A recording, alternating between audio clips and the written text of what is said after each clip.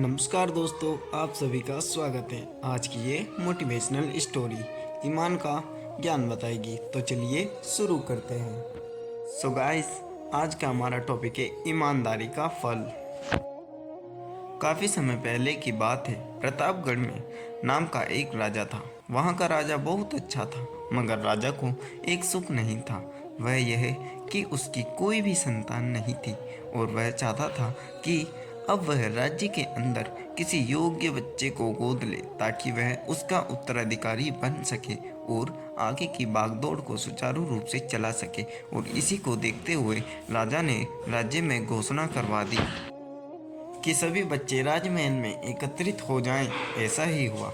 राजा ने सभी बच्चों को पौधे लगाने के लिए भिन्न भिन्न प्रकार के बीज दिए और कहा कि अब हम 6 महीने बाद मिलेंगे और देखेंगे कि किसका पौधा सबसे अच्छा होगा। महीना बीत जाने के बाद भी एक बच्चा ऐसा था जिसके गमले में वह बीज अभी तक नहीं फूटा था, लेकिन वह रोज उसकी देखभाल करता था और रोज पौधे को पानी देता था। देखते ही देखते 3 महीने बीत गए। बच्चा परेशान हो गया। तभी उसकी माँ ने कहा कि बेटा, धैर्य रखो, कुछ बीजों को फलने में ज़्यादा वक्त लगता है। और वह पौधे को सींचता रहा। 6 महीने हो गए। राजा के पास जाने का समय आ चुका था, लेकिन वह डरा हुआ था कि सभी बच्चों के गमलों में तो पौधे होंगे और उसका गमला खाली होगा। लेकिन वह बच्चा ईमानदार था और सारे बच्चे राजमहल में आ चुके थे। कुछ बच्चे जोश से भरे हुए थे क्योंकि उनके अंदर राज्य का उत्तराधिकारी बनने की प्रबल लालसा थी। अब राजा ने आदेश दिया। सभी बच्चे अपने अपने गमले दिखाने लगे, मगर एक बच्चा सहमा हुआ था क्योंकि उसका गमला खाली था। तभी राजा की नज़र उस गमले पर गई। उसने पूछा, तुम्हारा गमला तो खाली है? तो उसने कहा, लेकिन मैंने इस गमले की 6 महीने तक देखभाल की है। राजा उसकी ईमानदारी में खुश था कि उसका गमला खाली है। फिर भी वह हिम्मत करके यहाँ आ तो गया। सभी बच्चों के गमले देखने के बाद राजा ने उस बच्चे को सभी के सामने बुलाया। बच्चा सहम गया और राजा ने वह गमला सभी को दिखाया।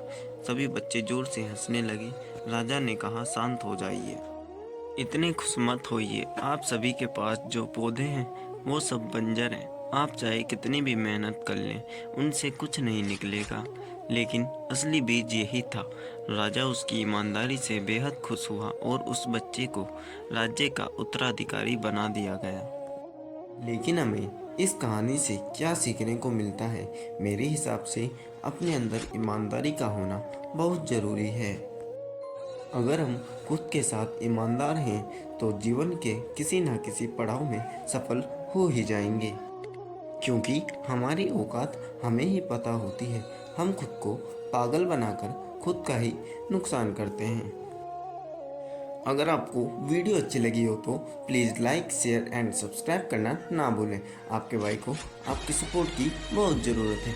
प्लीज़ सब्सक्राइब करना ना भूलें। Thanks for watching. Bye bye.